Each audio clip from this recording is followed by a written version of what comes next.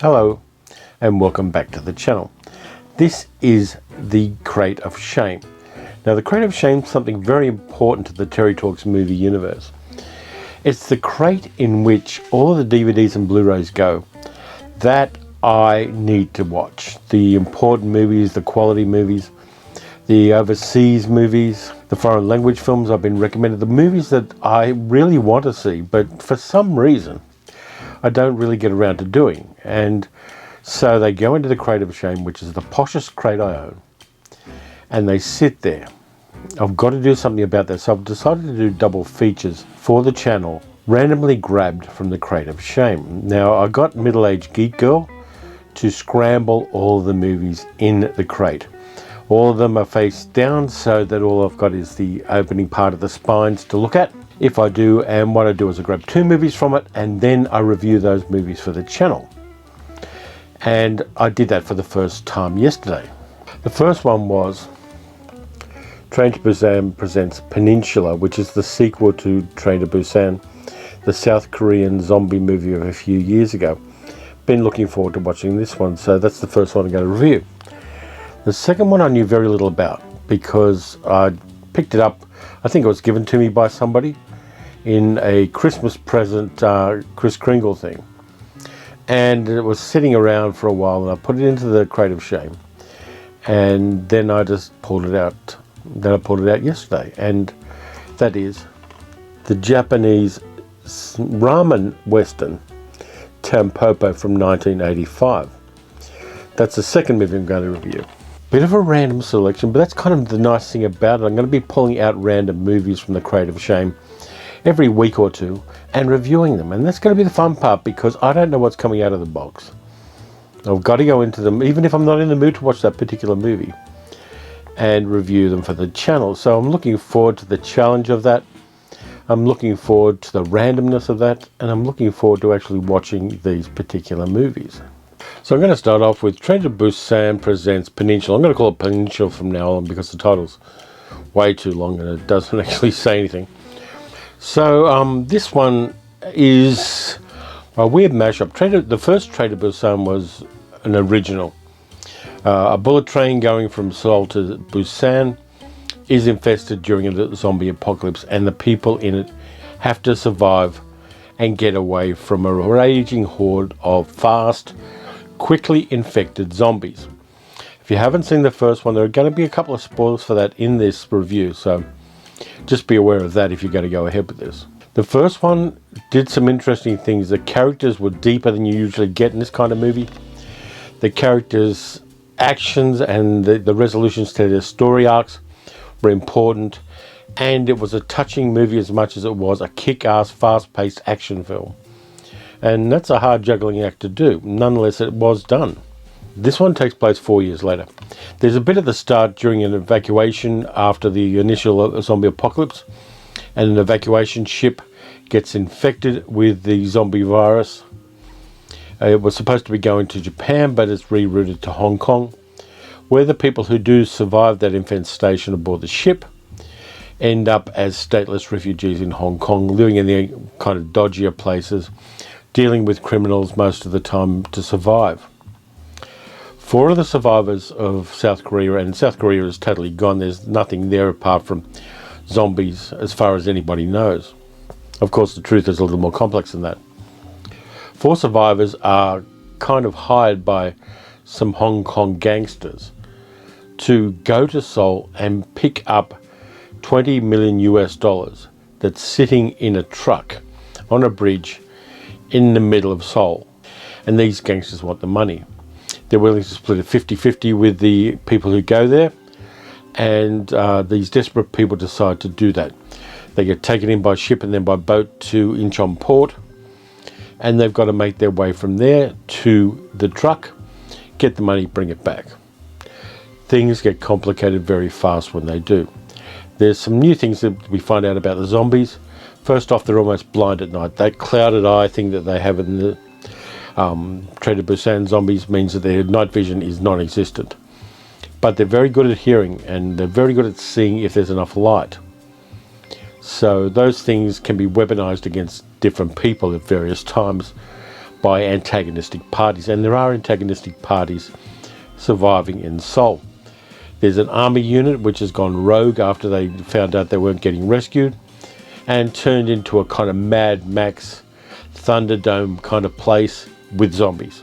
And there are a small group of survivors who were broken away from that group when they went rogue and who survive on their own wits. There's a woman, an old man, and 2 children. And one of the 2 kids, who's about 13 or 14, she is the best driver since Dominic Toretto. She can drive a car like nobody else. And the smaller child has some interesting ways of diverting the attention of zombie hordes. That's all I'm going to say. I'm not going to spoil that for you because this stuff's great. So the survivors have to kind of band together, survive not only the zombies, but also a rogue military unit, and get away from Korea. This leads to some incredibly kick-ass action scenes which work. The special effects are a little bit computer animatic looking, particularly the car stuff. There's a lot of CG stuff in there, but during those scenes you can kind of forgive the cartoonishness of it because it works in context. And also the emotional depth that we had in the original Train to Busan is just not there. You don't have the same heart-rending, character-driven stuff that you had in the first one. There are some attempts to do that, and they work pretty well at a certain level. But the original Train to Busan was an emotional gut punch in so many ways, so many times. And this movie has shifted the emphasis to be more of an action kind of film. And at that level it works. If you didn't see the first one, the second one will work as a kick-ass movie. It's got a little bit of the Resident Evil vibe about it. It's got a bit of Mad Max Thunderdome. It's got a little bit of Fast and the Furious in it. And it works at the action level. There are some nice bits of strategic work by the characters where they can't shoot their way out of the zombie horde necessarily, but they use strategy to divert the zombie hordes in various ways, and that works in the context of the movie. It creates a really interesting world where South Korea is basically blockaded. North Korea is okay because North Korea has a militarized zone between the two and can keep off a zombie horde. It kept off the US Army for 60 years. It can keep off a zombie horde. So North Korea is untouched. Everybody who survived in South Korea is now a refugee, a stateless person living somewhere else in the world. And that probably plays a lot more strongly for South Korean audiences than it does for somebody like myself. But having said that, Peninsula works as an action film. It works a little bit on the emotional side, but mostly it's a good, solid action film. And it's worth checking out because if you've seen the first one, you want to see where that world goes. And it goes to some really interesting and action-packed places. So that was the first of the 2 movies from the Crate of Shame. Second one is totally different. Tampopo, a 1985 Japanese ramen western. The spaghetti westerns in Italy. This is a Japanese ramen western, directed by Juzo Utami. And it is so many different things. Right at the start, we get the fourth wall broken to us by a white-suited young Yakuza gangster who sits in the front row of a cinema, gets a large kind of picnic basket of food for him and his girlfriend, tells us as the audience what he doesn't like in cinemas. People have loud food wrappers in the cinema, people whose watch alarms go off, people who are just annoying. And then we get into a story which is an interesting urban Japanese version of a classic American Western. And yet it's so much more as well. On a rainy night, a couple of truck drivers called Goro and Gun come to a ramen bar because they're hungry. And the ramen bar is very kind of ramshackled. There's a whole bunch of low-level gangsters hanging around. And a very harried woman is running the show. Her name is Tampopo, which means dandelion in English. And her ramen isn't really good. It's sincere, but it lacks character, they say. And so Goro and Gun decide they're going to help Tampopo improve the quality of her ramen and improve her restaurant. They take her on not as a charity project as much as somebody that needs their help. And they have a few resources to help them. They know the greatest sensei of ramen making in Japan, who happens to live in a hobo jungle, along with a whole bunch of ramshackled homeless people, who are the best gourmets and oenophiles in Japan. They know their wine, they know their food, they're master chefs, and yet they live a homeless life in a shanty, basically, in a shanty town. There's a nice scene where one of them gives Tampopo's son some omurice, a rice omelette. The kid says he wants a rice omelette, so the guy breaks into a cafe at night and makes the perfect omurice for the kid, which is a really nice touch. There are these little grace notes, and there are kind of really sketchy looking homeless guys talking knowledgeably about wines and how they found a third of a bottle of French Bordeaux behind a restaurant, and they decanted it and it was perfect.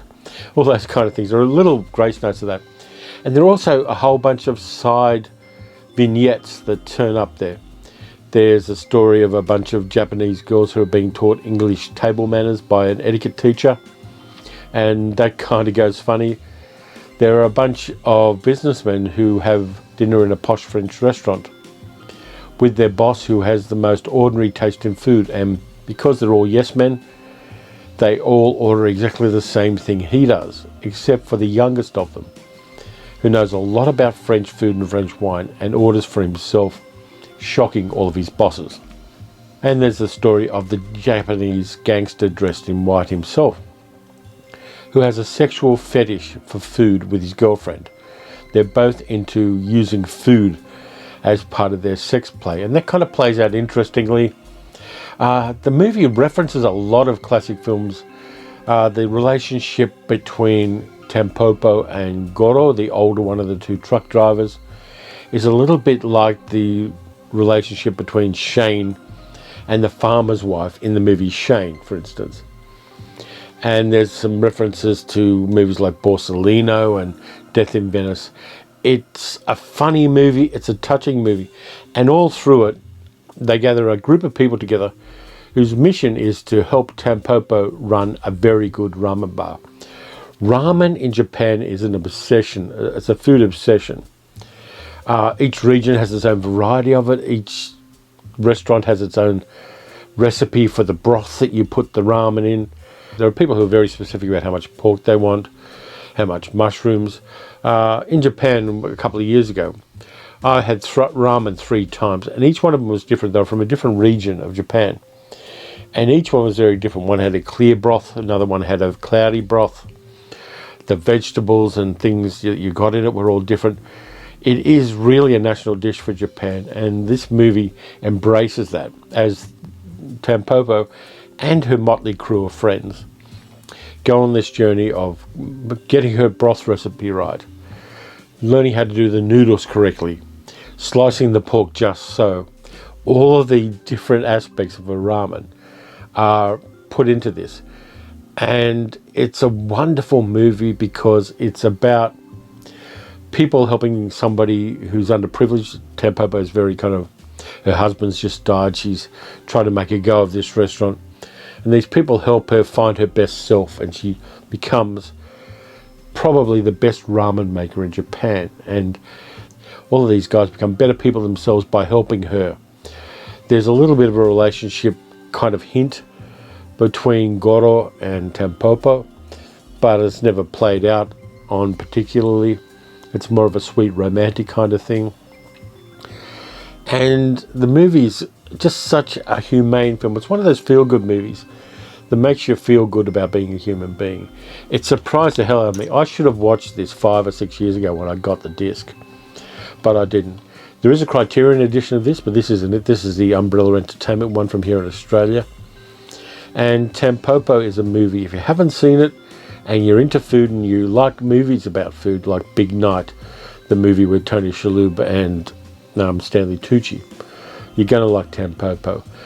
It is wild, it shoots off at random tangents all the time, and it's a gloriously life-affirming movie in so many ways. It was a bit of a different one for me, and I really like it. It may well be on my top 10 first watches of this year. That's how good it is. And I'm tempted to take a look and see how much the Criterion edition is going for. because I think it may be one that I'll put away my pennies for. So that's the first 2 movies of the Crate of Shame, and so far I'm running really nicely. Peninsula is not as good as the movie before, but it's still very entertaining. And Tampopo is a revelation to me. I really enjoyed it. It's a lot of fun, and I could probably rewatch it a couple of times and get more out of it than I did the first time. So thank you for watching. If you enjoyed the video, please consider giving me a like, subscribing to the channel, and leaving a little note telling me what movie surprised you this year so far. Which movie that you were a bit ambivalent about, but that gave you a really nice surprise to it. Occasionally that happens, and it's one of the things that keeps us going as movie buffs. Just that element of surprise and that element of delight that we get from a film about which we have no expectations, but which really does thrill us when we watch it. So anyway, look after yourselves. Get the jab if you can, and if people don't like that, too damn bad. Watch some good movies, watch some bad movies. Pull a random movie out of a box, and I'll catch you next time.